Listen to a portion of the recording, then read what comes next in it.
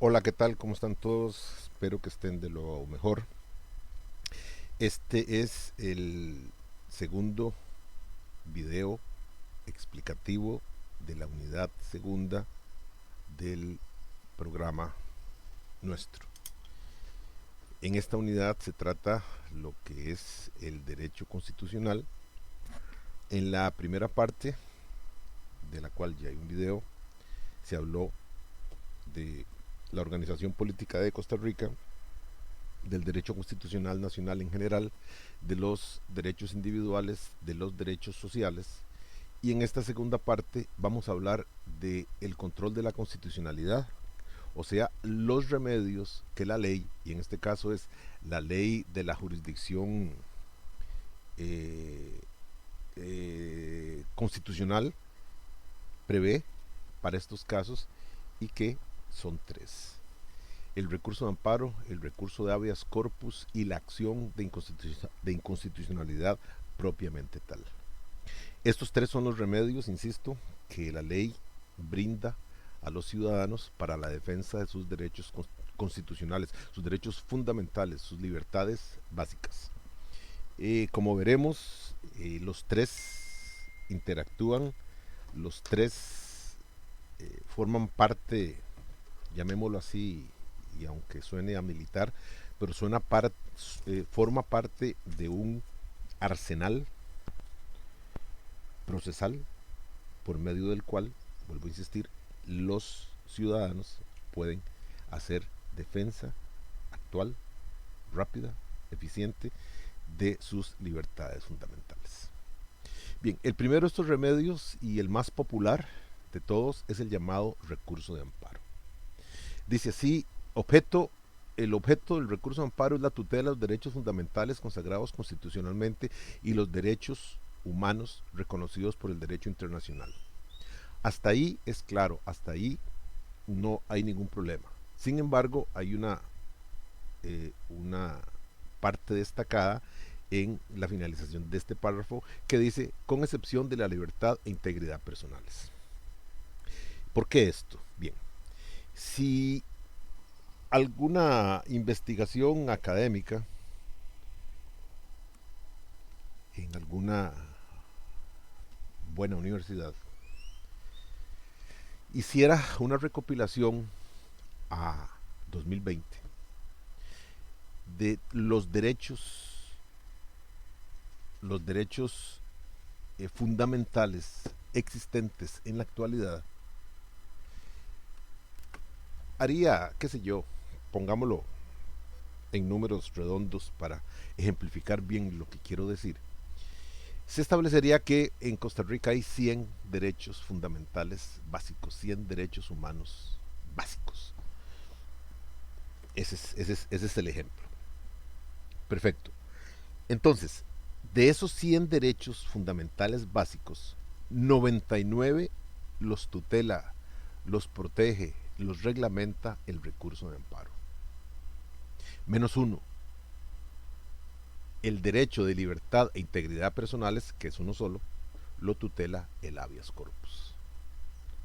A la inversa, como dicen los juristas, eh, contrario sensu, o sea, en sentido contrario, el habeas corpus solo tutela un derecho fundamental: la libertad e integridad personales. Todos los demás derechos fundamentales de la persona los tutela el amparo. Entonces, vean la importancia de ambos recursos. La libertad e integridad personales es tan importante en el ser humano que tiene un derecho. Digo, tiene un remedio constitucional que lo protege, que lo tutela y que lo regula. Alguien me dijo una vez: profesor, ¿qué es más importante? ¿La vida o la libertad e integridad personales? Y sí, me la puso muy fea. Sinceramente, me dejó dudoso, dubitativo, porque, es decir, mientras haya vida hay esperanza,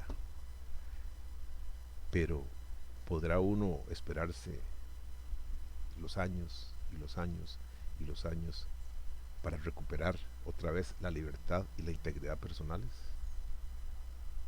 Ese prácticamente es la temática que en algún momento ustedes pueden ver o escuchar, ya sea que lean diarios o que vean, ¿cómo se llama? Eh, telenoticieros, que los condenados a prisión en Costa Rica, la pena de prisión más alta es 50 años. Y por ejemplo, si alguien comete 10 asesinatos y cada asesinato lo castigan con 50 años, no es que le van a poner 500 años de prisión. No, en Costa Rica, por disposición constitucional, la pena de prisión más alta, sumando todos los delitos que una persona pudo haber cometido, es de 50 años. Y entonces ya han habido casos de reos condenados a 50 años. Las penas pueden ser de ciento y resto, pero se reducen a 50 años porque así lo ordena la Constitución. Esos reos han planteado recursos de inconstitucionalidad porque ellos consideran que 50 años es prácticamente media vida y que eso es inhumano y por ende es ilegal, que eso viola sus derechos fundamentales, porque si usted tiene 40 años de edad y comete uno o más asesinatos, y que es el delito más grave, y en total es condenado a 50 años de prisión, aunque sea más, insisto, se reducen a 50, usted se lo plantea de esta manera: tengo, qué sé yo, 45 años, tengo 45 años, 50 en la cárcel, cuando me toque salir, si es que salgo, tendré 95 años. Y aquí la pregunta que nos hacemos es: ¿quién llega a los 95 años? Muy poca gente llega a los 95 años. Entonces, eh, sus abogados han planteado recursos y han tildado de inhumano, pero esa disposición todavía está, e insisto, es la más grande: 50 años de prisión. Entonces, esa libertad e integridad personales es uno de los 100, como dije al principio, si hubiera una investigación que dijera que son 100, es uno de los 100 derechos fundamentales que los ciudadanos tenemos, y lo cubre, lo tutela, lo regula un solo recurso. Todos los demás, para todos los demás está el recurso de amparo, y eso es lo que vamos a analizar de seguido. Entonces, por medio del recurso de amparo, insisto, se regulan, se tutelan, se protegen todos los derechos fundamentales de las personas, con excepción de el derecho a la libertad e integridad personales. Libertad e integridad personales es una sola cosa, prácticamente es la libertad, porque la persona que está en libertad está íntegra, completamente íntegra. La persona que está recluida, el reo, el preso, le falta eso. Y aunque tenga vida, y aunque es mantenido por el Estado, y aunque le den sus 3 comidas diarias, aunque tenga un televisor para ver y esté en reunión de sus amigos y jugando todos los días bolitas y jugando moneditas y jugando todo, es decir, por decirlo de alguna manera, es una vacación forzada. Para las personas pues que, que, que somos de bien, para las personas que sinceramente nos asustan estas cosas, estar en una prisión debe ser lo peor. Verdaderamente tiene que ser lo peor. Entonces, vuelvo a insistir, ese es el derecho. Bien, ¿qué actos son recurribles por medio del recurso de amparo? Aquí vamos a hacer un listado de los actos. Hago la advertencia que hice en el video pasado: por el recurso de amparo se tutelan los derechos fundamentales contra actos, hechos, conductas, en un 99% de la administración pública y en 1% de sujetos privados. Pero atención, no estoy hablando de normas, no estoy hablando de reglamentos, no estoy hablando de resoluciones, estoy hablando de actos. Entonces vamos a hablar de los actos que son recurribles. En primer lugar, los actos administrativos, y que son meras actuaciones de hecho de funcionarios públicos. Por ejemplo, es el funcionario público que está atendiendo y que simplemente dice, no, usted, por decir algo, a ver si se me ocurre, usted viene con mal olor, no ha lavado su ropa o usted no se ha bañado, no lo voy a atender. Estamos hablando de un funcionario público que está brindando un servicio público, por lo tal no puede hacer discriminación alguna. Eh, si le toca a una persona engalanada, una persona perfumada, una persona pulcra, una persona limpia, qué bien. Es igual que si le topa, si se topa con una persona linda a una persona fea. No hay nada que hacer. Es igual que si le toca una persona negra, una persona blanca, una persona amarilla, que son chinos, etcétera, no hay nada que hacer. Simplemente se le atiende porque es una persona y el funcionario está dando un servicio que es público. Nada que hacer. Entonces, si este funcionario dice, no lo atiendo porque usted huele mal, lo que aquí se trata es de un acto. ¿El acto cuál es? La desatención. La razón porque se huele mal. Eso es un acto administrativo. No hay una resolución, no, simplemente se le dijo no lo atiendo porque usted huele mal, no se ha bañado o su ropa huele horrible. Eso es un acto administrativo y como acto administrativo puede ser objeto de un recurso de amparo y puede ser un objeto de un recurso de amparo por la sencilla razón de que choca contra el derecho a la igualdad. El funcionario público debe atender a todos por parejo. Vuelvo a insistir, blancos, negros, cholos, indios,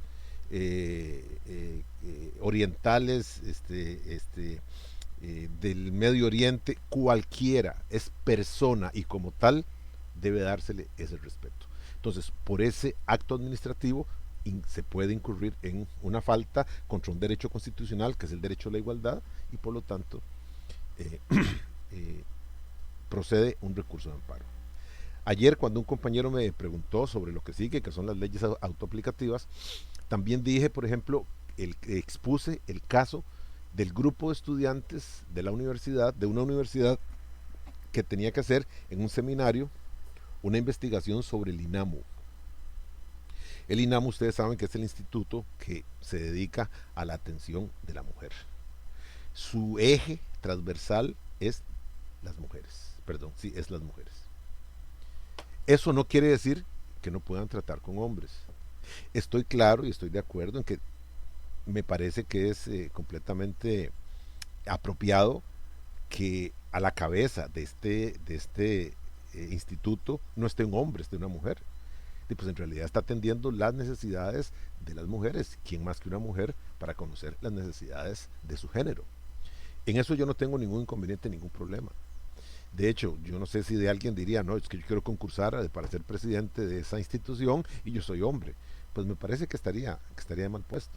En fin, en todo caso, el punto es que cuando estos estudiantes llegan amparados a una carta que su profesor de seminario les da a efectos de poder concurrir a esa institución a buscar información, son rechazados los varones que conformaban el grupo y dejaron pasar solamente a las damas, a las mujeres.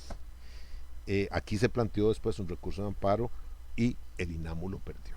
El INAMU sostuvo que se había actuado de esa manera porque por lo general en ese instituto las mujeres que llegan por lo general son las mujeres agredidas, son las mujeres que están en problemas, son las mujeres que son víctimas de violencia, este tipo de cosas, que llegan a buscar que ayuda contra esas afectaciones que tienen. Entonces dicen, eso es lo que dicen, lo que dijeron en ese momento, que cuando se llega la pareja, o sea el hombre, llega a seguir discutiendo, inclusive ha agredido a la mujer, porque ya son casos de violencia muy grandes, que entonces tomaron la decisión de no permitir la entrada de hombres. Vean cómo se confunde una cosa con otra.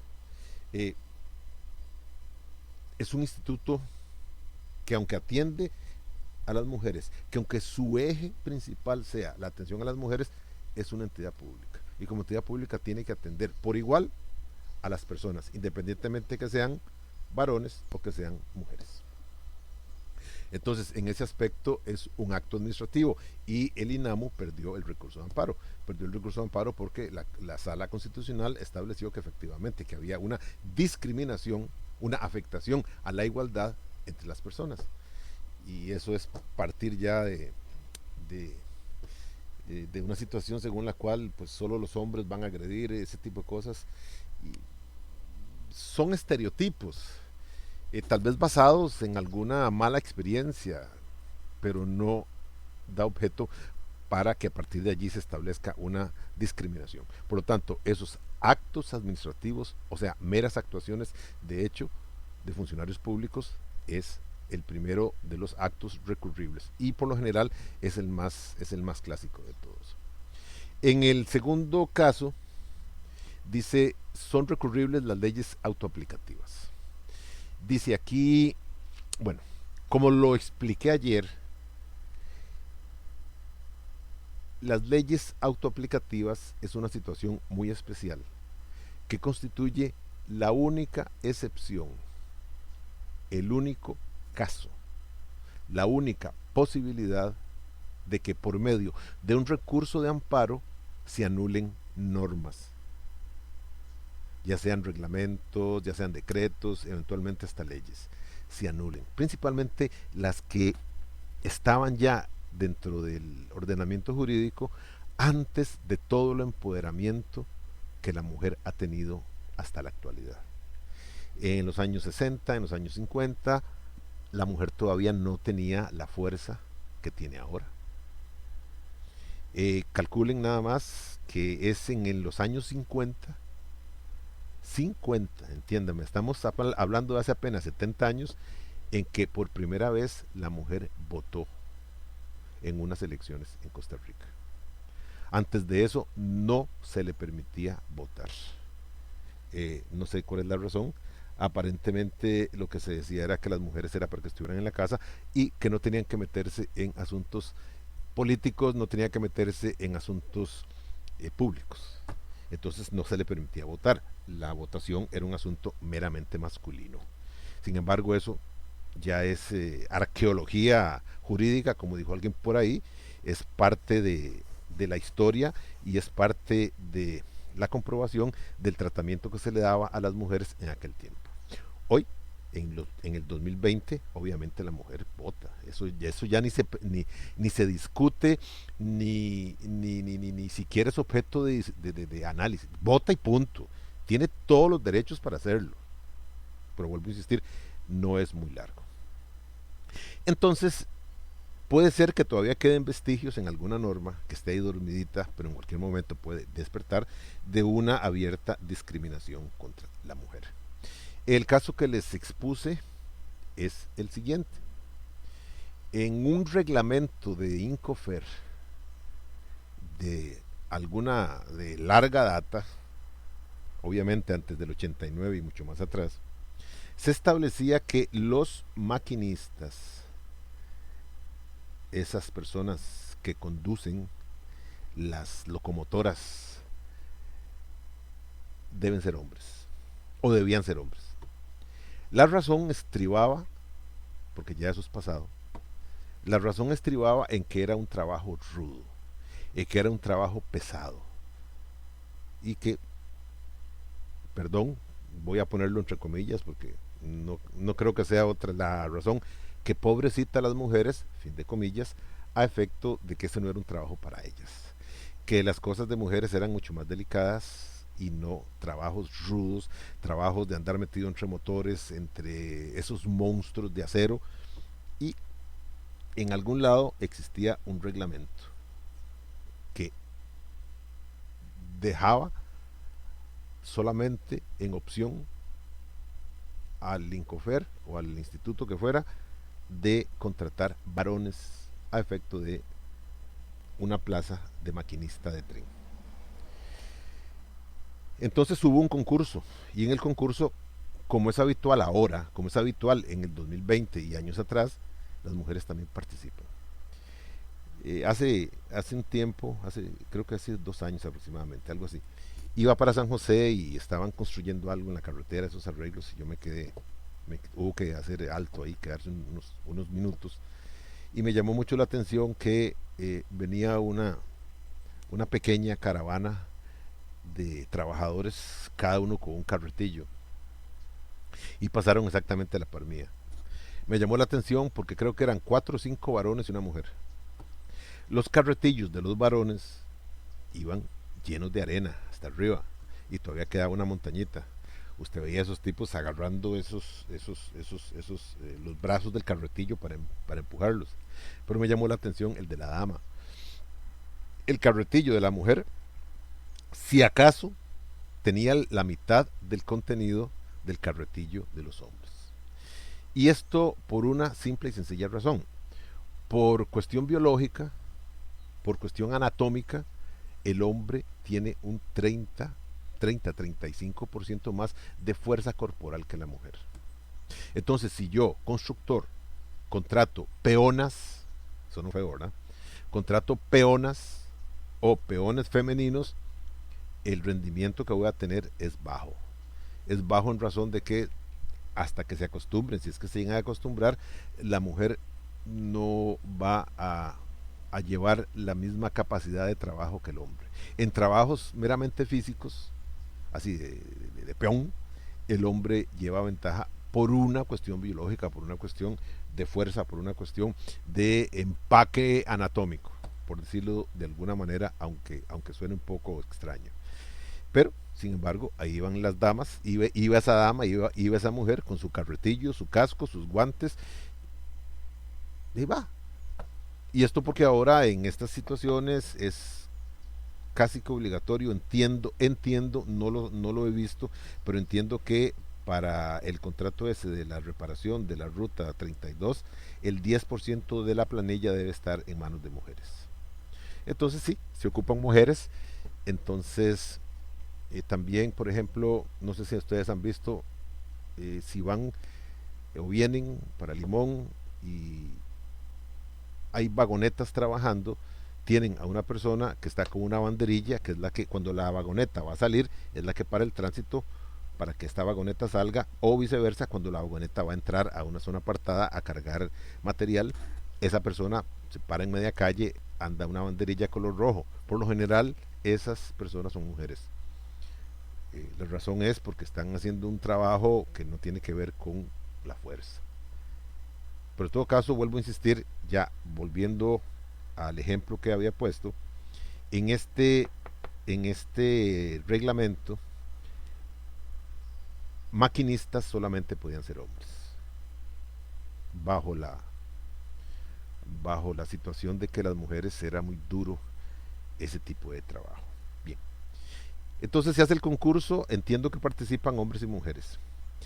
Se hace una primera zaranda, una primera acción de colado, por decirlo de alguna manera, donde después de unas pruebas, entiendo que son psicométricas, y después de una entrevista y preguntas de por qué usted quiere trabajar aquí y todo ese tipo de cosas, eh, los que pasan a la siguiente etapa, que ya es una prueba distinta, que ya es una prueba técnica, que ya es una prueba de a ver cómo maneja esta máquina, si puede manejarla, y ya es teoría, cómo frena, etcétera, etcétera, etcétera, ¿verdad? Solo fueron hombres. Ninguna mujer pasó. Pero lo que sucedió fue que cuando una de las mujeres se dio cuenta que no era llamada, pues fue y preguntó. Ustedes rinden conmigo un examen y si a la semana yo no se los he calificado, me comienzan a llegar mensajes, profe, ¿qué pasó con el examen? ¿Qué pasó con la nota del examen? Y eso es todo el derecho de ustedes. De hecho, está reglamentado que yo tengo que volverme loco calificando exámenes porque tengo que entregárselos a ustedes a la semana siguiente.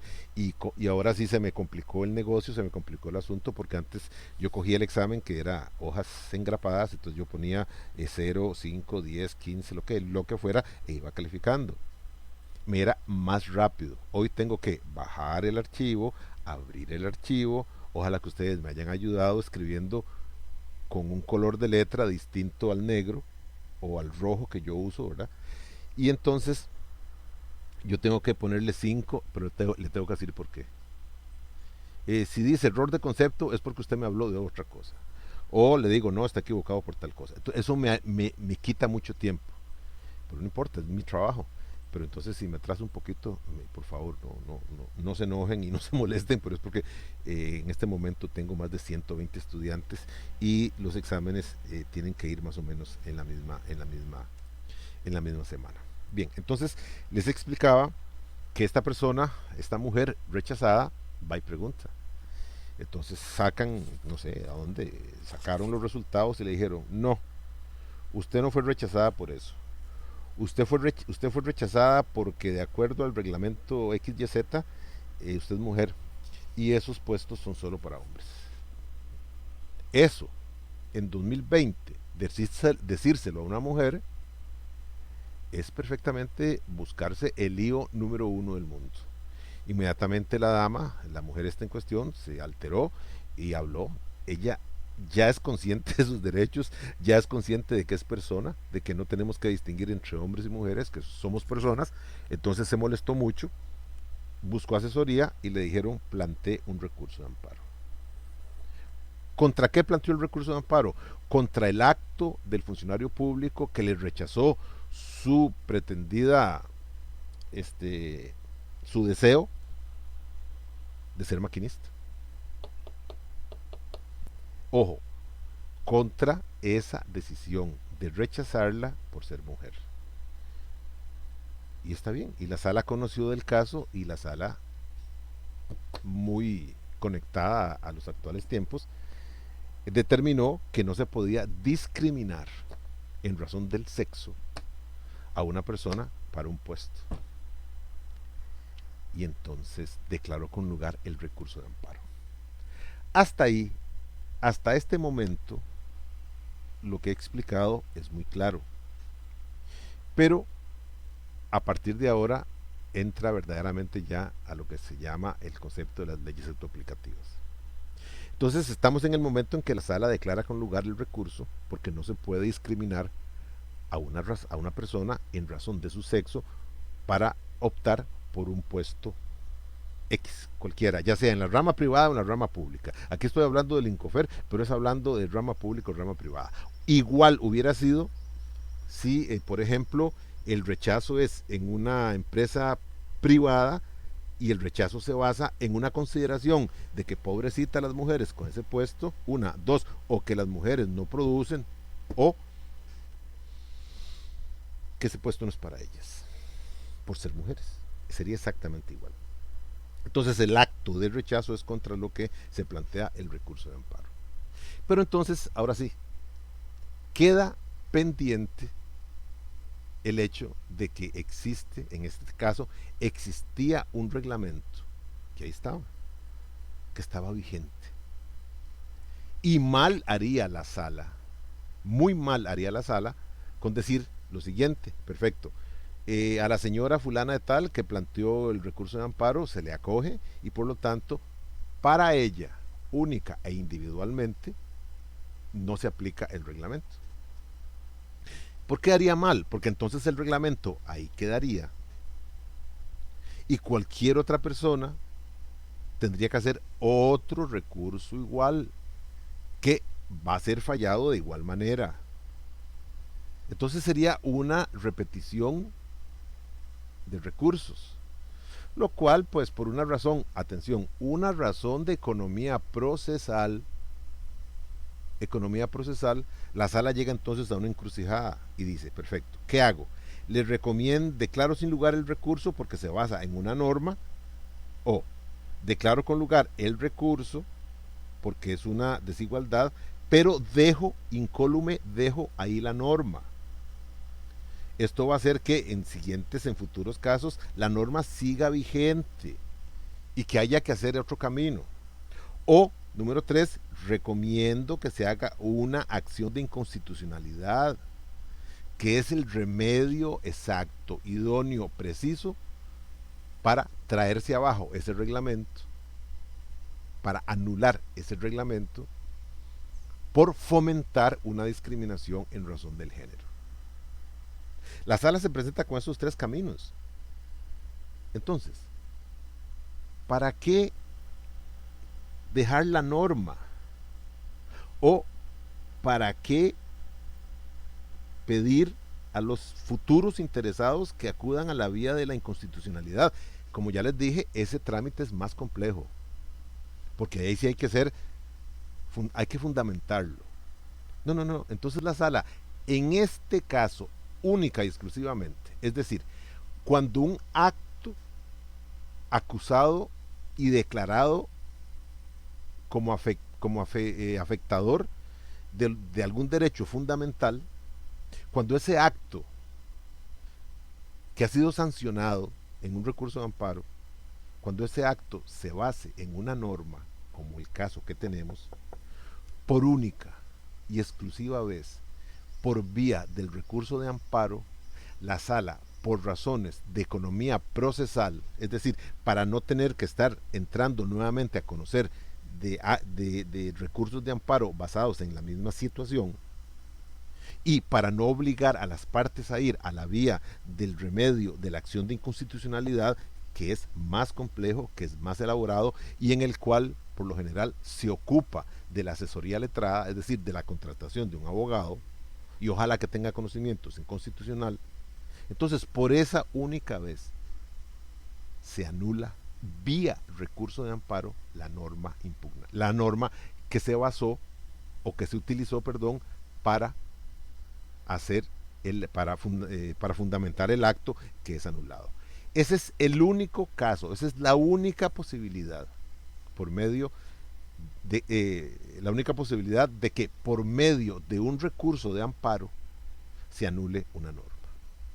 Para todos los demás casos tiene que hacerse el planteamiento de una acción de inconstitucionalidad, más que es el remedio ideal, pero es más elaborado, es más caro y es un poco más complejo el trámite, porque hay que pedirle el auxilio a la Procuraduría General de la República, que es el abogado del Estado, y luego tiene que sesionarse discutiendo los puntos para que la sala tome una decisión y declare o no inconstitucional esa norma en comentario. Entonces, para evitarse todo ese camino, por una razón básica de economía procesal, cuando se habla de leyes autoaplicativas, es que por medio del recurso de amparo, que está diseñado para combatir actuaciones, conductas, actos, nada más, entonces para que por medio del recurso de amparo, cuando se declare inconstitucional un acto, conducta o actuación fundada en una norma por ser abiertamente violatoria de un derecho fundamental, entonces se anula también la norma. En este caso se anula el reglamento o la parte del reglamento en que indicaba que para ser maquinista únicamente se debe ser hombre. Ese es el único caso de esta situación. Por eso se les llama leyes autoaplicativas. Bien, espero que les haya quedado muy claro. Bien, luego, leyes autoaplicativas, déjenme ver. Actos recurribles, 1, 2, 3. Déjenme ver si hay algo más. Ya vimos los actos.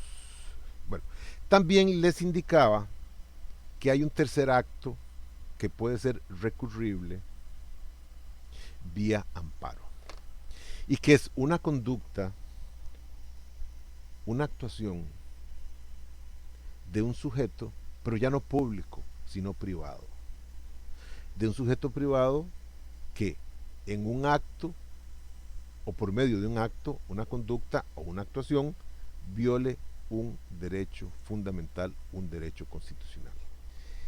Este caso se dio varias veces. El caso que tengo más claro es el siguiente. En los años 70, por ahí, se inauguró el primer centro comercial denominado Mall en San José. Y ese es el hoy llamado Mall San Pedro.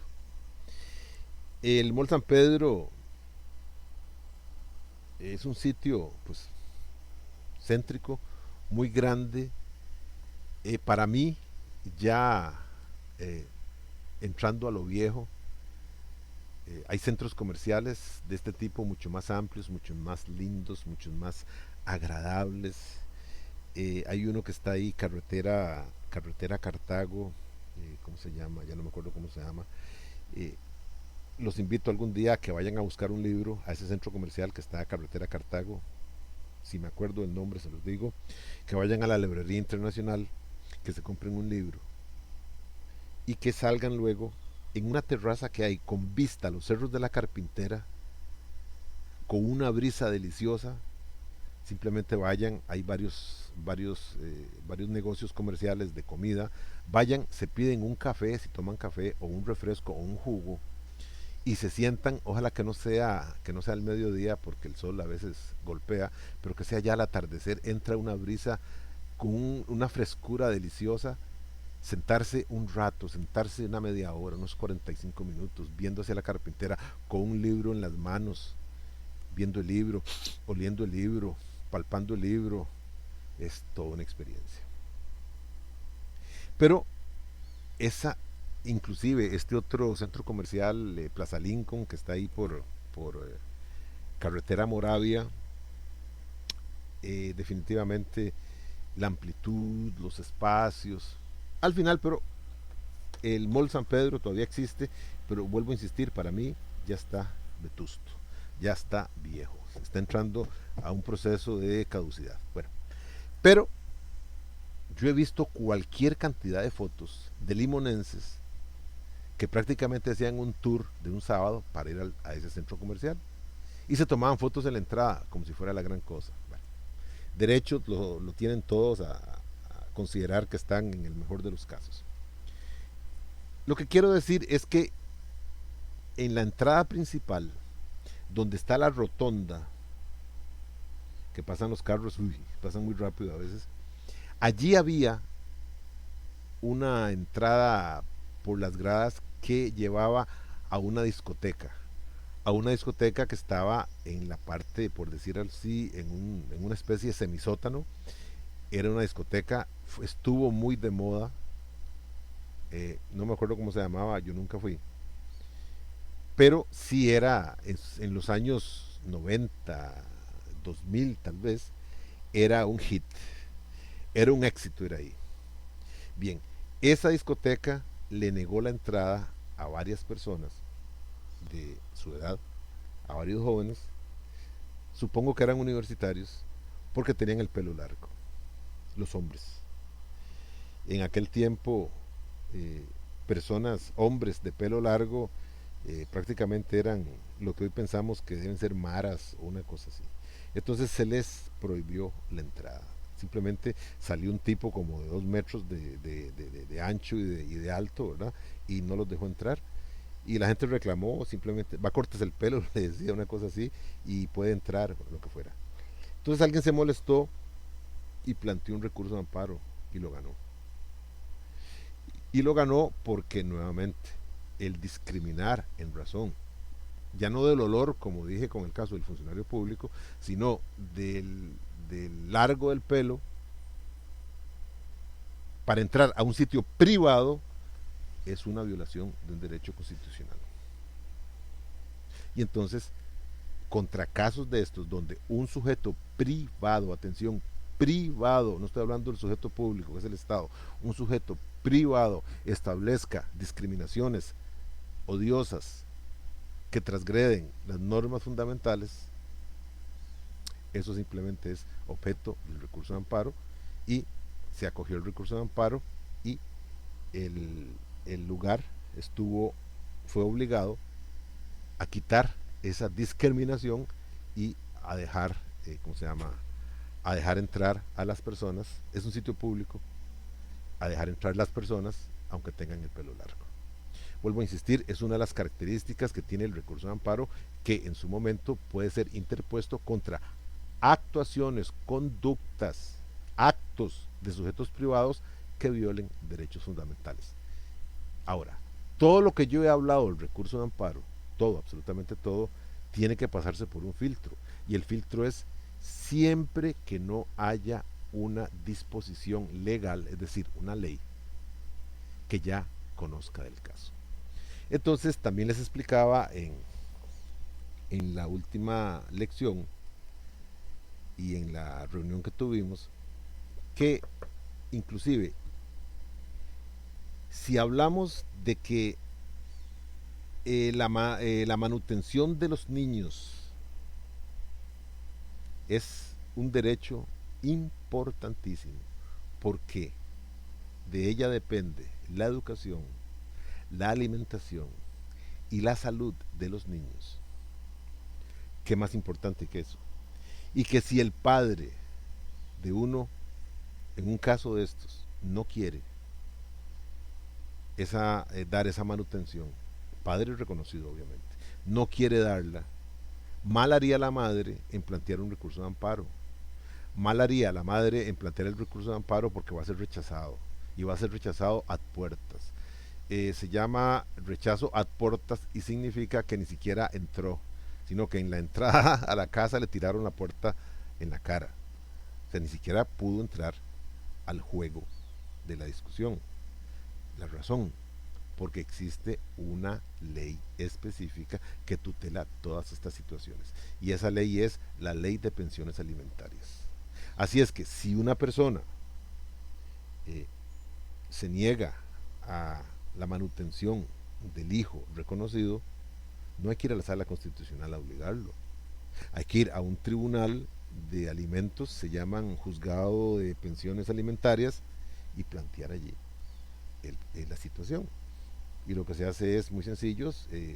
Quien lo hace tiene que ser el representante legal del menor, por lo general, en estos casos, la madre. Y lo único que tiene que comprobar es que el menor sea hijo del demandado. Es decir, que el demandado sea el padre del niño. Y acto seguido, pues plantear qué se espera, qué debería esperarse y cuánto se pretende. Con el concurso de esas tres cosas, los juzgados pues fallan, reconocen y obligan a la persona a pagar una pensión alimentaria. ¿Qué pasa si la persona no paga? Pues obviamente el camino es compelirlo a la fuerza, ¿cómo? Deteniéndolo. Mientras no pague, queda detenido. Lo cual desgraciadamente es un círculo vicioso. Yo alguna vez tuve un cliente que un día llegó a despedirse de mi oficina, mi licenciado, venía a decirle muchas gracias por esto, por el otro, para decirle que de ahora en adelante si tiene que comunicarme algo, me lo comunica con mi mamá, porque yo no voy a estar, por lo menos por 6 meses no voy a estar visible. Y yo le pregunté, no sé, a mí me dio miedo que si era que estaba enfermo, que si era que se tenía que hacer un tratamiento, no sé, o si era que se iba a embarcar y se iba a ir a trabajar en barco, o una cosa así, que iba a salir del país. Y me dice, no, es que simplemente no quiero pagarle la pensión alimentaria a esta, y la calificó de una manera muy fea. Dice, entonces yo ya lo decidí, ya pedí permiso en mi trabajo, pedí permiso por 6 meses, porque ese es el tiempo máximo que dejan detenidas a las personas, y me voy para la cárcel. Yo a esta, y volvió a decir el término, no le voy a reconocer un 5. No se lo merece, lo gasta con los novios que tiene, mi hijo no está bien preparado, mi hijo no está bien alimentado. Bueno, y créanlo, no, el tipo se fue y lo encerraron 6 meses. A los 6 meses salió y como que ya había fijado el camino, y como que la mujer, tal vez la madre de su hijo, se dio cuenta que era mejor recibir una cantidad X que no pretender una cantidad Y, porque el tipo no se le iba a dar. Y durante esos 6 meses la mujer estuvo en problemas ingentes económicos porque el tipo estaba detenido. Esa es la sin razón. Una persona que esté detenida no produce. Simplemente no produce. Pero así son los egos, así son los, o como me decía él, no, licenciado, no es un ego, es un principio. Yo no voy a darle dinero a esta persona para que ella gaste el dinero con sus novios, como dice el que como dice el que lo sabía y que podía demostrarlo, cosa que no sé ni me interesa, que y malatendiendo al hijo. Por eso ya son discusiones bizarras, eso ya son discusiones de pura bilis, y no tiene sentido. Pero vuelvo, el punto es que mal haría una persona demandando en esta vía constitucional, porque para eso, para el caso específico de los alimentos, está la vía relativa a las pensiones alimentarias. En ese sentido, estamos claros. Bien, en cuanto a los actos no recurribles, atención, no recurribles por medio del recurso de amparo, es decir, aquellos que no pueden ser objeto del recurso de amparo, en primer lugar tenemos las leyes y otras disposiciones normativas. Para pedir la declaratoria de inconstitucionalidad de una ley, un reglamento, un decreto o una normativa, aunque sea privada, debe acudirse al tercer remedio, que es la acción de inconstitucionalidad. La única excepción es la ya explicada de las leyes autoaplicativas. Estas solamente, ese es el único caso en que se puede, por medio del recurso de amparo, pedir la anulación por inconstitucional de una norma. En segundo lugar, tenemos los actos jurisdiccionales del Poder Judicial. ¿Qué significan actos jurisdiccionales del Poder Judicial? Significa actos dentro de procesos del Poder Judicial. Es decir, una sentencia, que es el acto final, no puede alegarse de inconstitucional. No puede aplicársele un recurso de amparo. Los actos del Poder Judicial están exentos de ese control judicial. Si no, esto hubiera recargado hasta decir basta, hubiera hecho explotar el sistema constitucional, porque entonces un juez dice que no y yo le planteo un recurso de amparo para que la sala obligue al juez a decir que sí. Perdón, el que está conociendo el caso es el juez. El que tuvo la inmediación, recuerden lo que era inmediación, nadie lo ha preguntado, pero eso es problema de ustedes. El que tuvo la inmediación del proceso fue el juez. Entonces el juez, si falló de esta manera, es por algo. Ahora, van a venir unos magistrados que nunca han visto a las partes, que difícilmente las van a ver, a resolver que la sentencia agrede la Constitución. No. Esto es como una sucesión infinita de recursos y eso no puede ser. Por lo tanto, las sentencias y otros actos, principalmente actos de valor de los jueces que conforman los actos jurisdiccionales, no pueden ser objeto de un recurso de amparo. En tercer lugar, tenemos los actos administrativos. Aquí estamos hablando de actos, conductas nuevamente, ¿verdad? De actos administrativos del Poder Judicial que tienen que ir relacionados con resoluciones judiciales. Les pongo el ejemplo más vívido. Si una persona arrienda, alquila una casa, un departamento, un negocio y no paga, incumple. Este incumplimiento logra la rescisión del contrato de arrendamiento, es decir, lo anula. Al declararse así, por falta de pago, la persona pierde el derecho a estar en la casa, en el local, en el apartamento, porque el no pago hace que se rescinda el contrato. Al no tener contrato, lo que sigue es la expulsión forzosa, manu militari, de la persona en la casa. Es decir, va a ser expulsada. Bien, ¿y cómo se hace? En este caso, el Poder Judicial, por decirlo de alguna manera, y por favor no lo tomen a mal, el Poder Judicial no se ensucia las manos. El Poder Judicial no envía a sus agentes judiciales a hacer estas expulsiones. El Poder Judicial, por medio de una orden, le pide a la autoridad pública, sea a la autoridad de policía, que proceda a expulsar al demandado del local, casa, apartamento, finca, que sea, donde se encuentra. Entonces sí, ahí la policía, que ya tiene entrenamiento como eso, sabe cómo hacerlo y se hacen presentes, sí, tocan la puerta, preguntan por la persona aparece, sí, mire, es que tengo una orden de salida. Bueno, está bien, qué pena, deme chance mañana. Sale inmediatamente. No, caballero, en serio, mire, Yo tengo aquí todo, déjeme, es más, deme unos 2 días, por favor, mientras yo pues busco dónde irme, número uno. Y número dos, pido permiso en mi trabajo. Y número tres, pues busco quien me ayude para... No, lo sacan inmediatamente. Y es una de las situaciones más feas, es decir, horribles que uno puede presenciar. Cuando entra la policía, si es del caso, rompe la puerta y comienza a sacar las cosas, televisores, refrigeradora, cocina, ollas, todo lo que tenga que ver con el menaje de casa, sillones, camas, ropa de cama, vaciar los closets, todo esto, y simplemente lo amontona en la acera.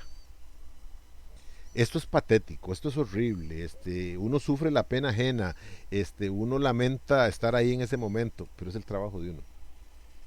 Bien, contra este acto, contra esta conducta de la autoridad pública que está cumpliendo con lo pedido, con lo ordenado por un juez de la República, no cabe recurso alguno. Es decir, no puede ser que usted salga corriendo, vaya a la sala constitucional, que vuelvo a insistir, tiene un magistrado en guardia, por decirlo de alguna manera, las 24 horas del día, que usted llegue corriendo mientras les comienzan a sacar las cosas, llegue corriendo a la sala constitucional y plantee el recurso de amparo, porque el recurso de amparo, por lo general, en un gran porcentaje, ordena la suspensión del acto. Cuando usted dice que lo que usted pide es que suspendan la orden de desalojo, el tribunal le dice constitucional, se lo rechaza a puertas, es decir, se lo rechaza en la nariz, porque es un acto jurisdiccional proveniente de una sentencia y eso no tiene recurso de amparo. Así es que el segundo, es el tercero, dice actos administrativos relacionados con resoluciones judiciales. Vuelvo a insistir, no tienen recurso de amparo. Así es que si algún día en el futuro ya ustedes tienen sus responsabilidades y las incumplen, esta parte es horrible. Así es que primero a lo primero, pague la casa antes de salir, pague la casa antes de echarle gasolina al carro, pague la casa antes de hacer otros gastos, porque eso es sagrado. Y por último está lo que se denomina actos consentidos. Contra los actos consentidos no se puede interponer un recurso de amparo. ¿Qué es un acto consentido? Dice, es aquel o son aquellos que quedaron firmes por haber transcurrido, por no haberse recurrido en tiempo, perdón. La ley de la jurisdicción constitucional, en su artículo 35, manifiesta lo siguiente: el recurso de amparo podrá interponerse en cualquier momento mientras subsista la violación, amenaza, perturbación y hasta 2 meses después de que haya cesado totalmente los efectos directos respecto del perjudicado. Es decir, si usted es expulsado, si usted no es atendido, para ir recapitulando, si usted no es atendido por el funcionario público por oler feo,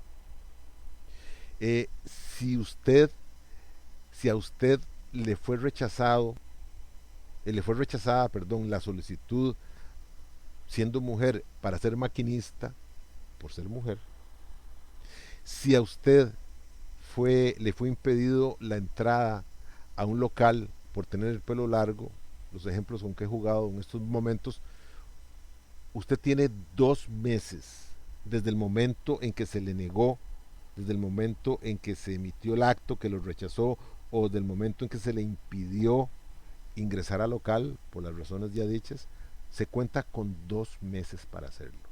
Si después de ese plazo, si después de 2 meses usted plantea el recurso de amparo, ya no tiene validez el recurso de amparo, va a ser rechazado porque al dejar pasar los 2 meses se convierte en un acto consentido. Entonces, ténganlo claro, si algo no les gusta, si ustedes consideran que sus derechos están siendo violados, fueron violados, porque si están siendo violados, no, los 2 meses todavía no han corrido. En tanto el acto haya sido uno solo y se dio en una fecha determinada, cuenta con el plazo de 2 meses. Y no me vengan diciendo que son meses hábiles, es que no hay meses hábiles. Días hábiles es una cosa. Meses, mes calendario. Si hoy, 31 de julio, les es rechazado la atención, les es rechazado la participación en un concurso en razón de su género, o les es impedida la entrada a un local determinado porque andan peludos, por decir algo, a los hombres, se cuenta con 31 de julio, no recuerdo si, sí, 31 de julio, octubre y noviembre. Se cuenta hasta el 31 de noviembre para hacerlo. Si usted ya lo plantea el 1 de diciembre, muerto. No, perdón, al revés. Estamos en 30, estamos en 31 de agosto, 31 de septiembre, 31 de noviembre. Si el 1 de diciembre, usted, santo Dios, septiembre, sí, si el primero, no, espérese, estamos en agosto, 31 de septiembre, 31 de octubre. Si el primer día de diciembre usted plantea, de noviembre, perdón, usted plantea el recurso, ya está perdido, porque se convirtió en un acto consentido. Eso es la caducidad de un derecho por desidia, por dejar pasar el tiempo. Como se trata de derechos fundamentales, los plazos son cortos, no son de años, apenas 2 meses. Bien, eso es en cuanto al recurso de amparo. Es bien importante que lo tengan claro porque nada obsta que en cualquier momento de sus vidas tenga que plantear un recurso de amparo. La misma ley de jurisdicción constitucional la pueden buscar en internet. Plantea cómo se hace un recurso de amparo y sinceramente no es la gran cosa, no tiene grandes formalidades. De hecho, hasta los niños plantean recursos de amparo. Recuerdo el caso de este caso que me cayó mal porque uno, razón de más para no ver noticieros en Costa Rica, de mi parte. Tengo entendido que la situación es esta. A ver, una pareja de hermanos escolares vivían con los abuelos porque los padres se estaban divorciando o se habían separado o divorciado. No tengo muy claro cuál era la situación. Pero el papá por un lado, la mamá por otro lado. Y se producía una disputa entre yo me quedo con yo me quedo con la niña, yo me quedo con el niño. Y los hermanos no querían separarse. Entonces, en tanto estaba en los tribunales esta situación, los hijos vivían con los abuelos. Con los abuelos, pues cuando ustedes sean abuelos se van a dar cuenta de que hay un principio real, que dice que los padres están para educar a los hijos, los abuelos están para malcriarlos. Y yo lo tengo muy claro, yo eduqué a mis hijos. De mis hijos, solo una, la menor, me ha dado un nieto.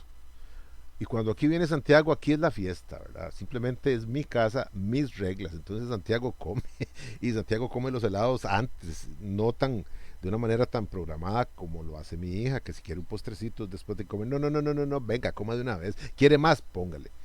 Sí le respeto que mi hija dice que Santiago no debe tomar refrescos gaseosos. Ella tiene muy malas experiencias con eso. Yo todo eso se lo respeto. Pero si Santiago quiere un heladito aquí, a cualquier hora, donde sea, como sea, un sanguichito de helado en el más por menos, excelente compañero, cómo no. Y no, que es que no ha almorzado. ¿Qué me importa a mí que no haya almorzado? Para eso somos los abuelos. ¿Quiere ver más televisión? Un ratico, mi hermano. Que la película está buena, son las 9 de la noche, póngale un ratico más y no se preocupe. Cuando se quedan conmigo, con nosotros, perdón, Santiago nos pertenece a nosotros, no a sus padres. Bien, entonces estos niños estaban muy acomodados con sus abuelos. Tal vez el cariño que querían, el cariño que extrañaban, el cariño que les hacía falta de sus padres, lo tenían con los abuelos. Entonces parece que ya los niños sabían que se los estaban peleando y que el plan que hacían era que uno, no sé si el varón se iba con el papá y la niña con la mamá o viceversa, no sé, pero iban a separarlos. Entonces ya ahí entra la payasada porque alguien los aconsejó a los abuelos y los abuelos hablaron. Entonces los abuelos les pidieron a los niños que redactaran ellos mismos en un cuaderno de su escuela, redactaran un recurso de amparo. Y en el recurso de amparo se añadiera que ellos se sentían eh, muy nerviosos, que se sentían muy indispuestos porque eventualmente los iban a separar y plantearon que ellos querían divorciarse de sus padres. Y entonces no sé cómo eso llegó al campo del periodismo y sí, me cayó muy mal porque los niños me acuerdo que tenían un uniforme de, a ver, déjeme hacer, blusa o camisa de color blanco, una enagua y el pantalón gris. Y la niña iba con medias blancas. Y entonces, como no se puede mostrar el rostro de los niños en televisión, sin permiso, entonces lo que hizo el periodista es que enfocó la cámara detrás de los niños. Él iba detrás de los niños y entonces se acompañó en el trayecto. Los niños subieron las gradas del edificio de la Corte Suprema de Justicia.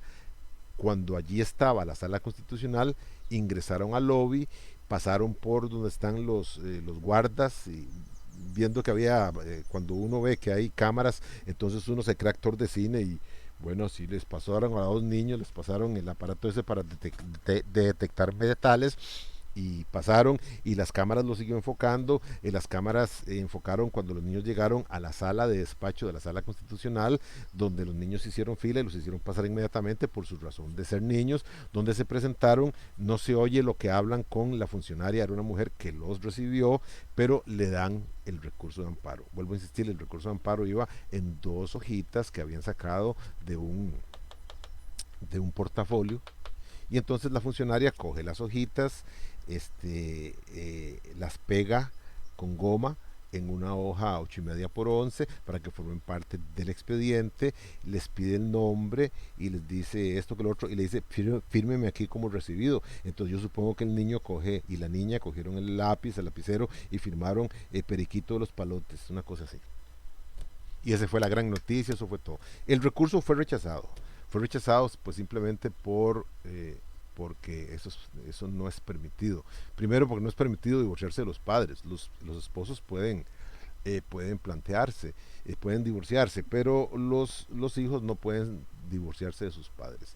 Si ustedes fueron reconocidos, si ustedes fueron concebidos dentro de una unión matrimonial, la única forma de cambiar sus apellidos, no sus nombres de pila, eso sí lo pueden cambiar cuando tienen 18 años, pero la única forma de cambiar sus apellidos es pidiendo a alguien que los adopte. Cuando alguien adopta a otra persona, los apellidos originales se borran y se adquieren el linaje de los apellidos de la familia que los está adoptando. Pero en todo caso vean que vuelvo a decir, es una forma, es tan sencillo el recurso de amparo y esto no quiero a mí no me gusta usar esta comparación porque significa que los niños son tontos o se puede entender que los niños son tontos. No, pero es que es sencillo de hacer, tan sencillo que niños pueden hacerlo. Y de hecho lo hacen. Inclusive los reos, esos que a veces ni escriben, que tienen una escolaridad de segundo o tercer grado, cogen una hoja, la arrancan y ponen: magistrados, yo estoy aquí jodido en una prisión y yo no tengo por qué estar aquí. Y eso se recoge, se pega y se tramita. Es decir, se permite prácticamente cualquier cosa. Eh, se puede usar fax, se puede usar, no sé si correo electrónico, habría que entrar al sistema de gestión, pero o sea, las vías de acceso son muy sencillas y no tienen formalidades. Y como les dije la vez pasada, de acuerdo con el principio de impulso procesal de oficio, la sala es la que tiene que impulsar todo. Entonces la sala recoge y dice y no más. E insisto, esto es con respecto al recurso de amparo y es el de más uso en nuestra sociedad. Porque ya los ticos, como les dije la vez pasada, desde el año 89 se nos cambió lo que es la educación constitucional y ya somos baluartes en la defensa de nuestros derechos constitucionales. Bien, el segundo remedio constitucional que vamos a ver es el llamado habeas corpus. Empiezo diciendo, antes de hablar, antes de conceptuar este término, es lo siguiente: Si para el recurso de amparo dije que si hubieran 100 derechos fundamentales en Costa Rica en estos momentos, 99 se regularían, se protegerían con el recurso de amparo. Uno solo se protege con el habeas corpus. Con el habeas corpus se protege única y exclusivamente la libertad y la integridad personales. Es un solo derecho. Libertad e integridad personal es uno solo. Y como les dije anteriormente, está en un nivel casi parejo con lo que es el derecho a la vida.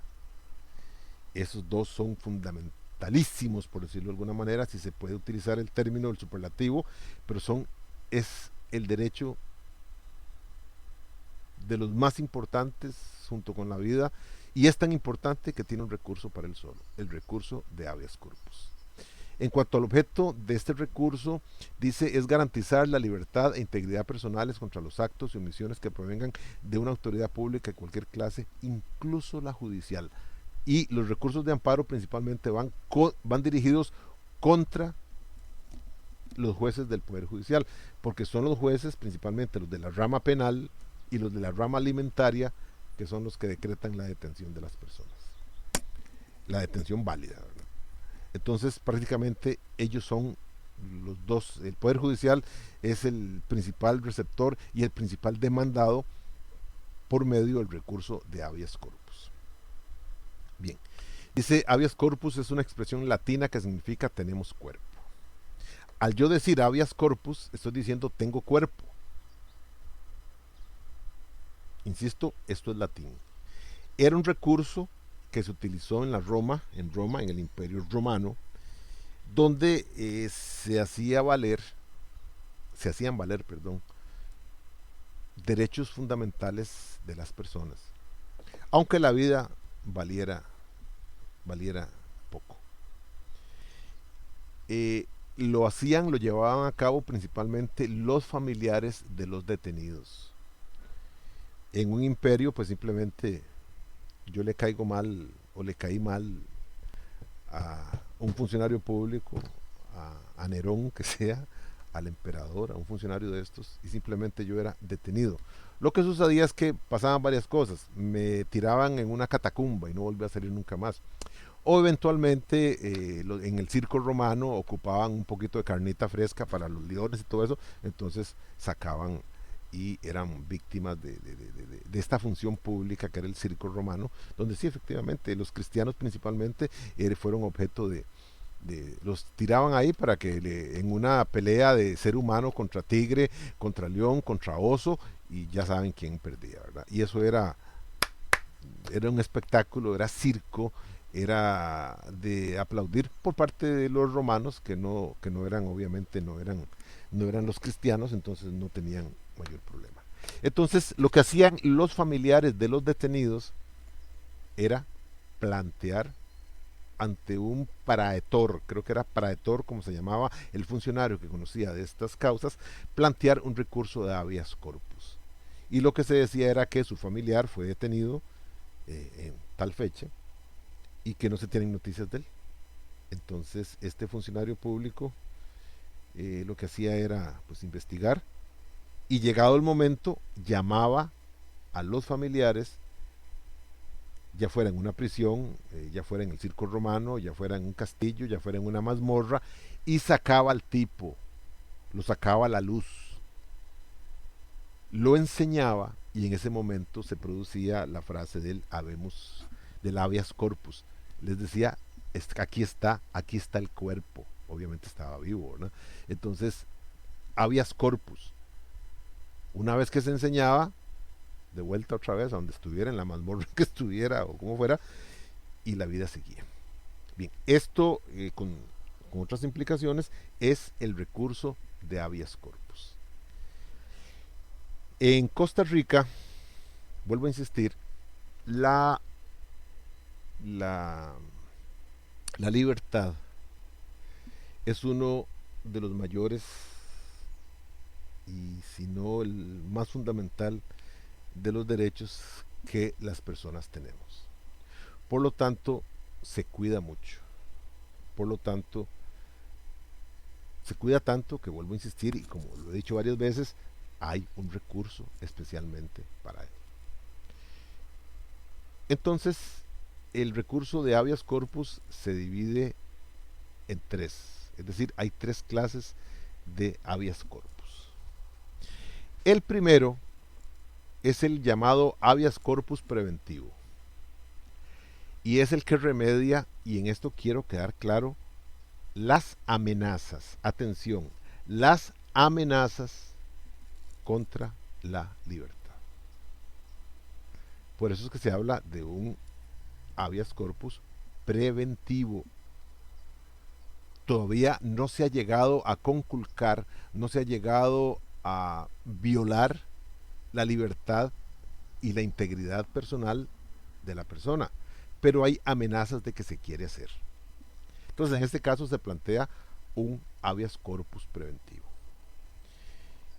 Un ejemplo puede ser el siguiente. Se han dado casos de estos. Una persona, normalmente un joven masculino, no sé por qué, pero es, a ver cómo es la expresión, es cogido entre ojos por la policía. Tal vez, desgraciadamente, en todo lado, Costa Rica no es la excepción, mucho de la investigación criminal se basa en lo que se llama chismes, se llama en santos, lo que se llaman santos, lo que se llaman delaciones, es decir, informadores que tiene la policía que dice, mira, el que robó tal cosa, o el que hizo aquello, o el que hizo aquel paso de droga es fulano. Pero nada más, esa es la única indicación que dan. Entonces las autoridades policiales, inclusive del organismo de investigación judicial, comienzan, ellos llaman marcar a la persona. Entonces, qué mal se sentirá usted si usted sale de su casa para coger el autobús y hay una patrulla cerca, y cuando pasa el tipo le dice, le hace una seña como diciéndole, lo estoy viendo, ¿no? Ojo que estoy apuntando.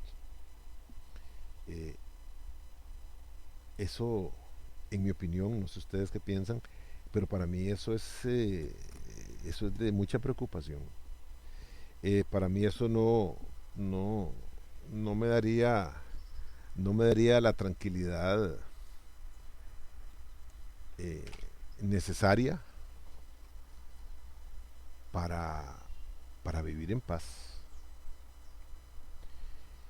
Yo me sentiría muy mal de que me llamen por teléfono y comiencen a hacer este tipo de acoso, un acoso que significa, oiga, ya sabemos que anda usted, va a ver lo que le va a pasar, mire, lo vamos a detener, vea, estamos esperando que usted se resbale, tenga mucho cuidado.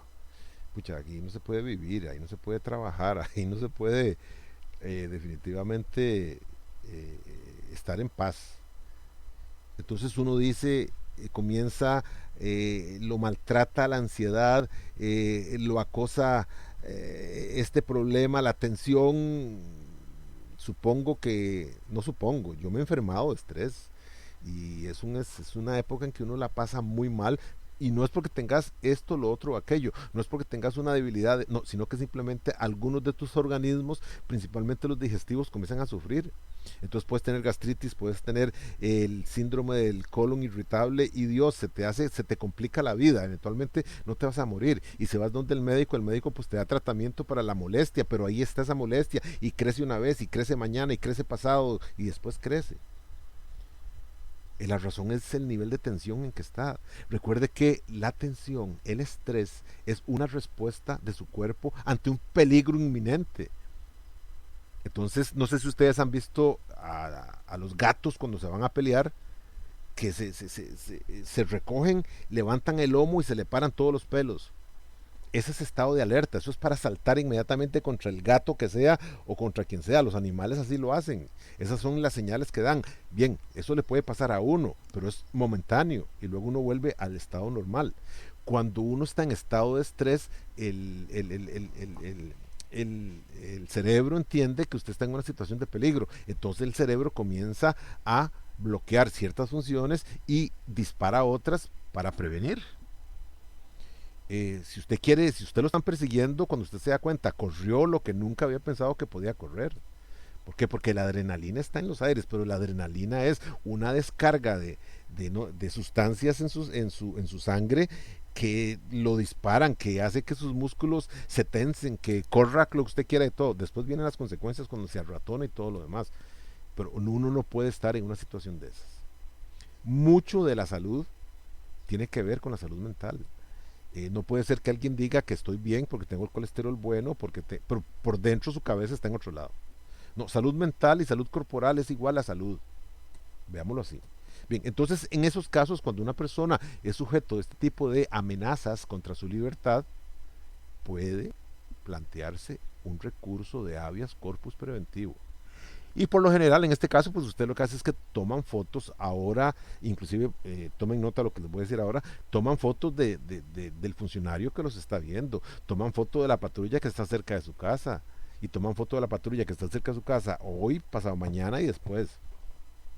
Porque esa es la amenaza. Eso es lo que usted lo tiene mal, eso es lo que usted lo está haciendo padecer de estrés y eso es lo que lo va a enfermar. Y si puede grabar las llamadas donde, mire, lo estamos viendo, mire, ya lo estamos, sabemos dónde anda y mire, sabemos dónde usted trabaja y cuestiones de estas, grábelas. Más aún, lo que les quería decir, la Sala Constitucional hace 15 días, no, hace como un mes, perdón, declaró, falló a favor de una persona que fue detenida porque grabó, grabó un, ¿cómo se llama? Grabó la actuación de un oficial de tránsito. Eh, la sala ha dejado muy claro que los funcionarios públicos se deben al servicio público. Por lo tanto, el administrado, el ciudadano normal y corriente, tiene derecho a grabar las actuaciones de un funcionario público. Ya no puede decir que no, ya no pueden poner la mano, ya no pueden amenazarlo como amenazaron a esta persona, ya jamás detenerlo porque, porque los estaba grabando. No hay multa, no hay sanción de ninguna especie por grabar la actuación de un funcionario público. En esto la policía pues tiene que tener más cuidado, en esto los oficiales de tránsito tienen que tener más cuidado, porque hace 30 años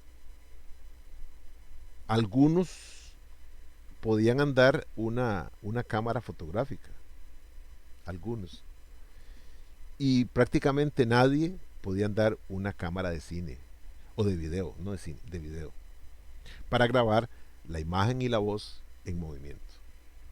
Hoy, en el año 2020, prácticamente todos andamos en nuestra mano, ya sea una cámara o una cámara, perdón, no o, sino copulativo, una cámara de video. ¿Dónde? En nuestros teléfonos.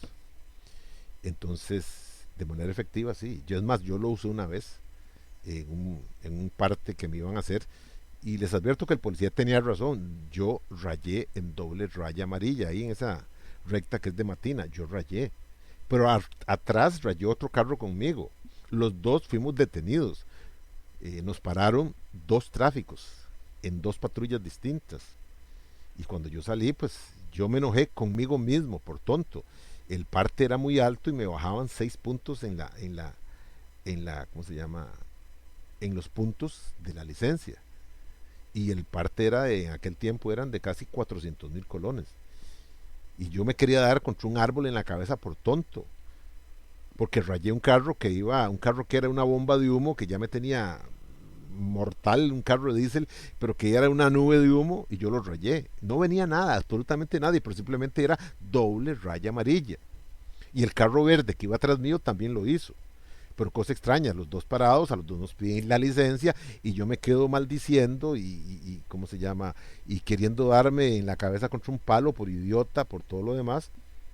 Cuando en eso veo al otro tipo que está hablando con el policía y el policía le está diciendo como que sí, como que no, sí le está hablando con la licencia en la mano y ahora, inclusive antes hacían boletas, ahora es una cuestión electrónica y el tipo le habla y en un momento otro el tipo se va al carro de él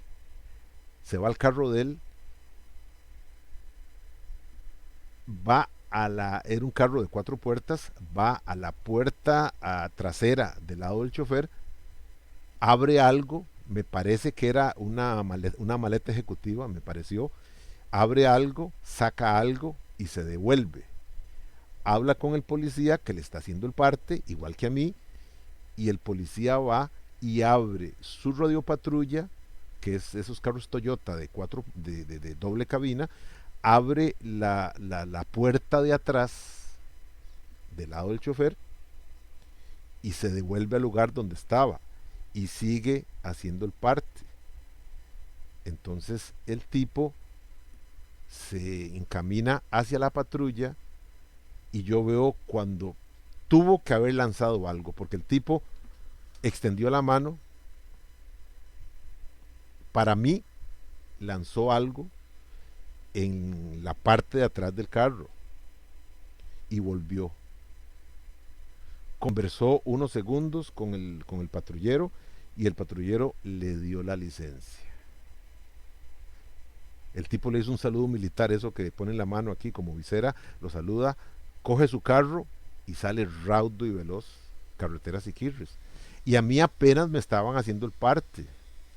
Entonces yo ya estaba molesto conmigo mismo y eso terminó de volarme todos los fuses y toda la caja de breques y todo, y sí me enojé, pero ahora era contra todo el mundo.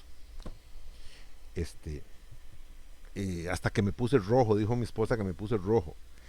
Y cuando yo me pongo rojo ya estoy mal, estoy fatal. Entonces sí me enojé. Entonces fui, cogí mi teléfono y donde el otro patrullero, no el que me estaba haciendo el parte a mí, sino el otro patrullero, vio que yo me acercaba, él sacó un teléfono. Como si hubiera sonado, cosa que yo nunca oí, como si hubiera sonado y se puso a hablar. Y yo me le paré al frente y le dije con el dedo. Y el tipo me dice, es que estoy hablando. Y siguió hablando, yo no sé con quién, porque para mí no estaba hablando. Y entonces yo le tomé una foto. El tipo se me queda viendo y me hace ¿qué? Y le tomé otra foto. Y el tipo me hacía cara así de loco, ¿verdad? Pero yo le iba a tomar una foto a la parte al asiento de atrás de la patrulla, porque para mí ahí le echaron algo, pero ya había cerrado y tenía la ventana cerrada, entonces no pude ver nada, no lo iba a abrir tampoco. Entonces yo me puse muy molesto y volví a pasar y le dije que necesitaba hablar con él.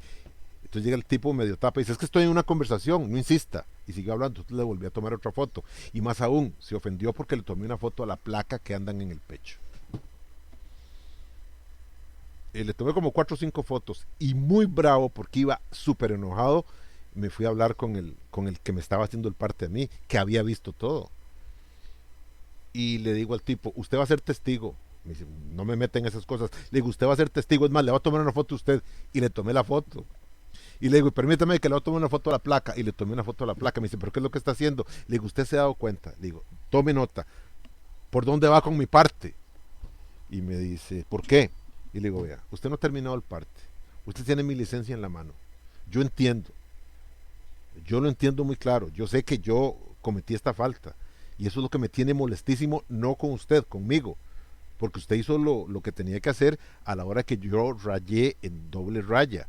Le digo, no había ningún problema, no venía nadie enfrente. O sea, no puse en peligro a nada ni a nadie. Pienso yo que usted tal vez lo que tuvo que haber hecho es parar el carro que venía en esa nube, en esa nube negra y hacerle un parte porque por Dios, ese carro no tiene RITEVE, tal vez ni siquiera sabe que RITEVE existe. Pero en fin, fui yo el premiado, pero otro carro atrás fue premiado. Le digo, su compañero atendió ese carro, usted me está atendiendo a mí. Ese carro ya debe ir, mire que ni siquiera se ve. A lo largo ya no se ve, ese carro ya avanzó 3, 4, 5 kilómetros, ya no se ve. Y yo aquí estoy con usted no ha terminado el parte. Le digo, usted se dio cuenta de lo que hace su compañero, y su compañero sigue sin darme la cara, sigue sin hablarme, sigue haciendo que habla porque no está hablando. Le digo, entonces yo voy a hacer una demanda y usted va a ir como testigo. Mire, a mí no me meten problemas, le digo, es que la desgracia para usted es que está viendo todo. Por eso es que ya tengo sus datos, tengo todo, y le digo, y ahí fue, creo que es de las pocas veces en que yo he dicho, y como abogado sé hasta dónde voy a llegar. El tipo se me quedó viendo, Y me dice, bueno, don Gerardo, yo creo que no vamos a tener problemas. Y le digo yo, ¿por qué? Me dice, porque es que no tengo red. No tengo red, me dice. Entonces no le puedo hacer el parte. Qué raro, es que antes había red, pero ahora no hay. Es más, tome. Y me da la licencia. Y me dice, vaya con Dios y no tenga problema. Entonces por un lado me cayó así como un balde de agua fresca, deliciosa. Ya no iba a pagar los 340,000 colones, ya no me iban a rebajar los puntos. Pero por otro lado sí, de quedé idiota, no puedo hacer otra cosa. Pero por otro lado me sentí bien porque dije, no puede ser que esté pasando esto. Y no pasó. Y después revisé y revisé y revisé 2 veces y revisé 3 veces y no hubo ningún problema.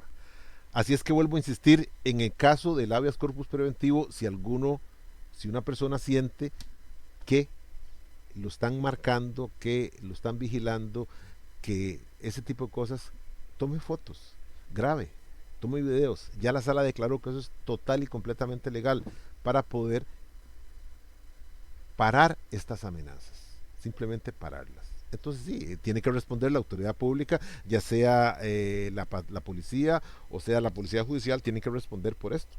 Y eso tiene la virtud de que para, porque a las autoridades no les gustan que los llamen a este tipo de cosas. Entonces, por ese lado, insisto, habeas corpus preventivo. El segundo tipo de habeas corpus es el restringido, y la explicación es bien clara. Ya no remedia las amenazas, sino las perturbaciones y restricciones contra la libertad personal, haciéndola cesar. O sea, ya se conculcó la libertad, ya detuvieron a la persona, ya está detenido. Entonces este, se plantea este tipo de habeas corpus para remediar, no para prevenir, porque ya no hay nada que prevenir, sino para remediar el acto. Esto es el habeas corpus que se le plantea a los jueces, principalmente a los jueces penales. Cuando una persona es detenida, los procedimientos indican que se debe levantar una boleta, una bitácora, disculpen, una bitácora partiendo de la hora de detención. En la hora de detención hay 24 horas. En 24 horas la persona tiene que haber sido puesta a disposición de un juez penal, que en este caso funciona como se llama un juez de garantías, y se le dice, mire señor juez, aquí le traigo detenido a fulano tal, que fue encontrado en esto, que fue encontrado en otro, lo que sea.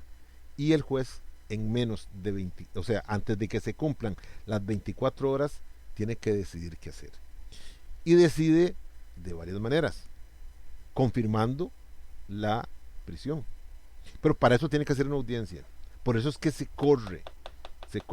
Y en casos muy complejos se pide, pues se hace una advertencia y se toma una resolución de que el periodo de 24 horas se va a alargar, porque están en audiencia. En esa audiencia se presenta el fiscal, se presenta el defensor. En casos muy complejos, esas audiencias son a medianoche, a cualquier hora. Hay jueces extraordinarios, jueces que tienen ese horario de vampiro, que llegan a las 10 de la noche y salen a las 6 de la mañana. Porque, vuelvo a insistir, la libertad es de lo más, de lo más, de lo más importante. Entonces, en esos casos, pues sí, el juez verá qué hace, y si considera que tiene que estar detenido, expone las razones. Y básicamente es por el peligro de fuga, por la posibilidad de que siga en esas acciones delictuosas, o porque no tiene arraigo. Entonces se va a evadir de la investigación. Ahí lo puede dejar detenido. Uno. Dos, le puede poner medidas cautelares. O sea, no lo detiene, pero le ordena ir a firmar con cierta periodicidad, no acercarse a testigos, no hacer esto, no hacer lo otro. Leí la semana pasada que esta persona, parece que él mismo se excusó diciendo que era adicto a las drogas, lanzó un gato desde el 8º piso del apartamento, donde no sé cómo, si es un pelado, ¿no? Plata no tiene, donde vivía o vivió con su pareja, la que lo dejó, eso fue lo que leí. Entonces el tipo se enojó y la mujer al irse dejó al gato. Entonces el tipo dijo que el gato no tenía que hacer nada ahí, lo agarró y ahí es donde está bueno, ya el hecho es fatal, pero lo que es más fatal todavía es que con un compañero, el compañero graba, teléfono, graba donde el tipo lleva al gato al balcón y el pobre gatillo color amarillo, donde lo lanza 8 pisos más abajo. Yo entiendo que los gatos siempre caen en 4 patas, pero este pobre gato no cayó en 4 patas, y si hubiera caído en 4 patas se revienta, y cayó entre unos árboles y quedó atravesado, quedó empalado, una cosa así por las ramas. Fue una cuestión muy, ¿cómo se llama? Muy inhumana, más animalesca que humana. Y resulta que este tipo fue detenido hace poco. Bueno, ya saben quién es. Las redes sociales se movieron, tomaron fotos y pusieron y le pusieron unos epítetos ahí violentísimos: es fulano de tal, es un desgraciado, es un maldito, todo lo que ustedes quieran. Y entonces el tipo en cuestión fue llamado por la policía para que se hiciera presente. Entonces lo llegan a buscar mediante una orden de presentación. Cuando es una orden de presentación, se hacen presentes las autoridades judiciales, encuentran a la persona, inmediatamente lo que hacen es esposarla. Eso es por reglamento. Y lo suben al vehículo y lo presentan al juez. Estuvo ante el juez y el juez decidió no dejarlo detenido, aunque los ecologistas y los amigos de los animales pedían que lo metieran de una vez a la cárcel y todo, cosa que no es. El tipo tiene arraigo, el tipo pues no se va a evadir. Entonces le pusieron medidas cautelares, y las medidas cautelares, una de todas me llamó mucho la atención. Es, bueno, entre otras, tiene que firmar, no tiene que acercarse a los que pueden ser testigos y todo. Y atención, esta fue la que más me llamó la atención. Un 15 para este juez: no puede acercarse a los animales. ¿Qué problema si este tipo va por la calle y anda un amigo perro por ahí caminando? Porque si lo ven, prácticamente está incumpliendo con esa nota. Pero vean cómo funciona. En esas 24 horas tiene que estar resuelto. Y a veces se extienden más el plazo cuando las investigaciones son complejas. Por ejemplo, el caso de esta médico que fue anestesista, que fue asesinada en un hotel en Jacó. Detuvieron primero al supuesto asesino. Un día o 2 días después detuvieron al principal cómplice. Pero una semana, casi 15 días después, detuvieron al dueño del hotel, porque de acuerdo con las investigaciones, algo lo compromete. No sé qué será, las noticias no llegaron a tanto, algo lo compromete, y lo detuvieron, y fue detenido en la tarde, y hasta la noche siguiente, después de esta audiencia, con un abogado estrella, obviamente. Para eso el señor pues tiene buen dinero, porque se llevó uno de los más connotados penalistas que hay en San José. Logró pues su libertad bajo ciertas condiciones. Pero vean que esto es una especie de bitácora, y esto es un relojito que empieza a funcionar. Cuando ese relojito no es respetado, entonces los recursos de habeas corpus proceden, y el efecto inmediato del recurso de habeas corpus es poner en libertad a la persona. Entonces por eso es que se plantea. Y en tercer lugar vamos a encontrar el habeas corpus correctivo. El habeas corpus preventivo es un recurso especializado que se plantea solo en favor de los reos, o sea, de las personas que están detenidas válidamente hablando. Eso significa que, permite a los reos ser trasladados a centros especiales de detención. Entonces resulta que, sépanlo, que en Costa Rica, dentro del sistema penitenciario, hay una prisión que atiende a la población, normalmente masculina, porque femenina solo hay un centro de reclusión de apellido Curling, no recuerdo el nombre, que está ahí por Desamparados. Esa es la única cárcel de mujeres que hay en el país. Por lo tanto, cuando una mujer es detenida, por ejemplo en Limón, lo que se hace inmediatamente es que se envía a San José, a ese centro reclusorio. Aquí ¿cómo se llama? En la cárcel de Limón no hay espacio para mujeres. Es algo exclusivamente masculino, ¿verdad? Bien, entonces cuando la persona está detenida, obviamente detenida bien, que si yo tiene problemas físicos, de edad avanzada, entonces se puede plantear un recurso de amparo, un recurso de habeas corpus de este tipo correctivo para que lo trasladen a una cárcel que atiende a personas enfermas, que atiende a reos, perdón, no a personas, a reos con algún padecimiento, con alguna edad avanzada o una situación de estas. Inclusive eh, se han dado casos que ya son muy particulares y que entonces lo que se hace es plantear una situación donde uno dice, en algún momento uno puede pensar, no es que lo dice, es que uno puede pensar que quién tiene más derechos, si el que está cumpliendo con todas sus obligaciones legales, nosotros las personas de bien, o esta gente que está detenida, los privados de libertad, los reos.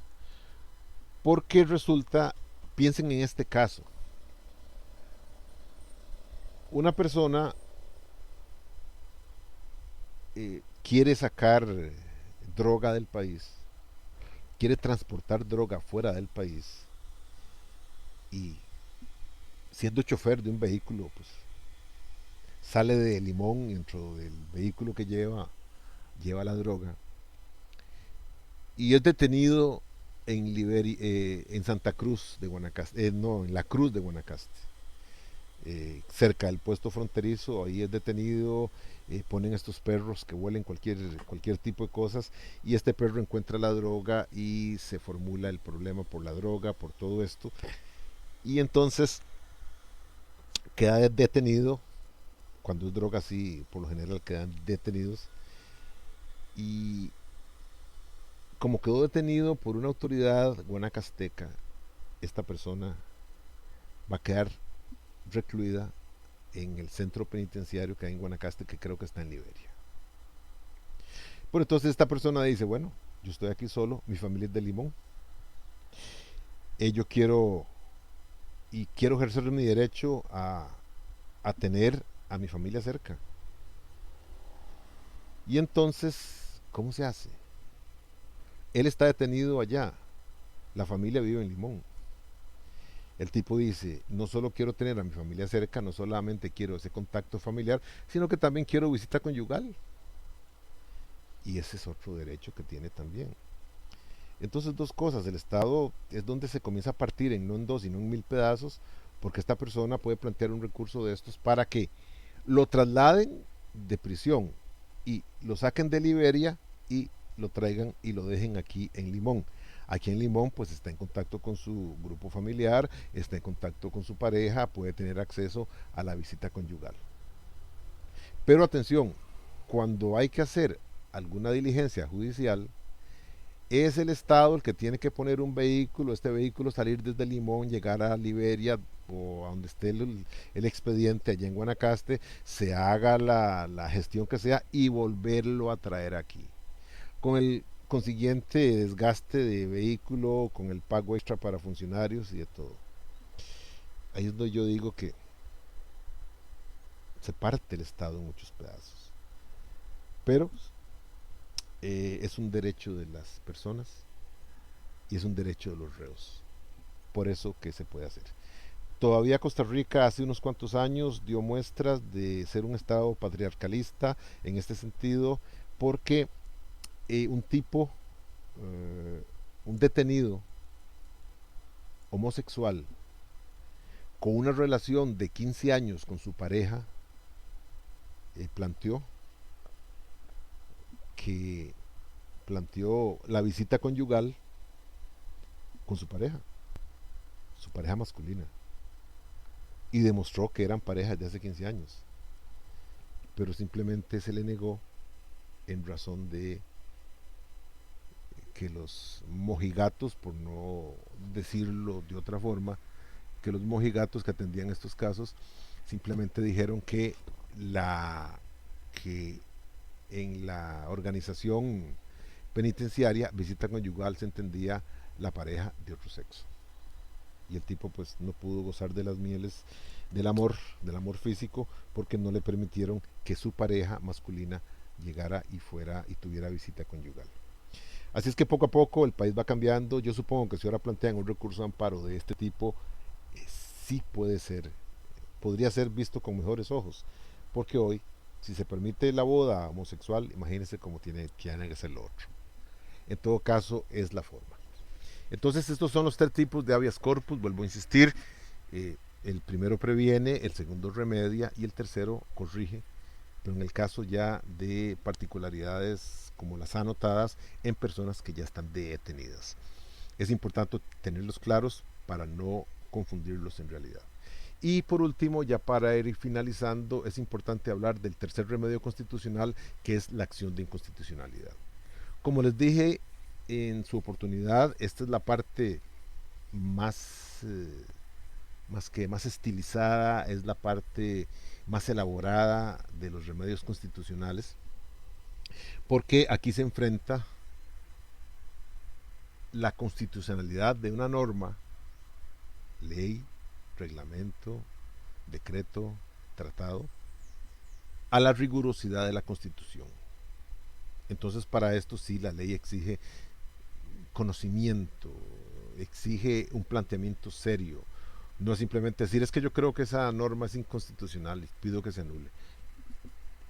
Hay que decir no solamente eso, sino hay que demostrar, pues obviamente plantear de manera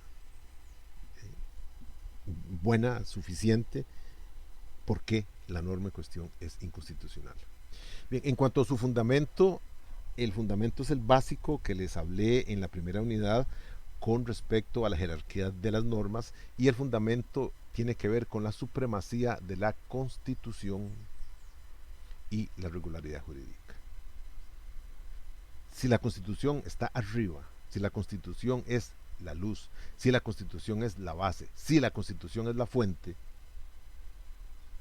de ella dimana una regularidad jurídica. Porque para poder saber cuál derecho es, cuál acción es constitucional o no, hay que analizarla. Entonces tiene que haber un organismo que esté prácticamente revisando constantemente la supremacía de la Constitución. Y pulirla, simplemente pulirla. Pero ahí está, la Constitución está. ¿Cuál es el problema? Que la Constitución nuestra es del 49. Ya tiene 70 años, 71 para ser exactos. Y hay muchas cuestiones que ya están obsoletas y que están caducas. Como por ejemplo, el Estado religioso. Costa Rica, pienso yo, que la Constitución política no puede manifestar que Costa Rica es un Estado católico, apostólico y romano. Esto favorece solamente a una religión, que es la católica, y pese a que no obstruye a las demás, no le concede ventajas. Sepan, por ejemplo, que los curas católicos los pensiona la Caja de Seguro Social cuando ya están viejos. Y no es mucho, pero los pensiona. A los pastores evangélicos no los pensiona nadie. Eventualmente por eso es que piden tanto diezmo, porque hay que asegurarse el futuro tal vez. Entonces por ese lado hay que tener bastante cuidado en este aspecto. Se habla de que es el instrumento más técnico y legalizado de los tres y por lo general requiere la asesoría profesional. Bien. ¿Cuáles son los actos sujetos al control constitucional? Las leyes de reforma constitucional por vicios procedimentales. Vean que son cuestiones muy técnicas. Muy técnicas. El reglamento interno de la Asamblea Legislativa, los tratados internacionales, las leyes, los actos con valor a ley, decretos, acuerdos y resoluciones de la administración pública, legislación anterior a 1949 y los actos legislativos. Estos son los actos sujetos a control constitucional. Por su lado, no están sujetos al control constitucional los actos de los sujetos privados. Ahí no se habla de una acción de constitucionalidad contra un acto de un sujeto público. Se habla de un recurso de amparo contra un acto de un sujeto público. Los actos y disposiciones del Tribunal Supremo de Elecciones, la materia que maneja el Tribunal Supremo de Elecciones no puede manosearse. Los resultados de las elecciones solamente una autoridad los debe decir. ¿Cuál? El Tribunal Supremo de Elecciones. Entonces, mal haría el país, mal haría el sistema en dar noticias alarmantes de inseguridad, permitiendo que la resolución del Tribunal Supremo que declara ganador de las elecciones a Perico Los Palotes pueda ser reclamada como inconstitucional. Obviamente es un gran problema. También las resoluciones del Poder Judicial no pueden ser alegadas de inconstitucionales. Esto ya sabemos y ya expliqué por qué. Y dejé de último algo que es importantísimo, y es importantísimo porque no se pueden alegar de inconstitucional las normas de la Constitución política. Esto es, por decirlo de alguna manera, para que vean la dificultad que tiene, esto es alegar la nulidad de lo que no puede ser nulo.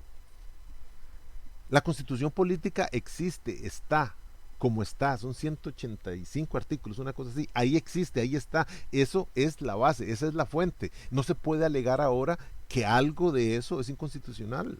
¿Por qué? Porque es la misma Constitución. Y perdónenme, hace poco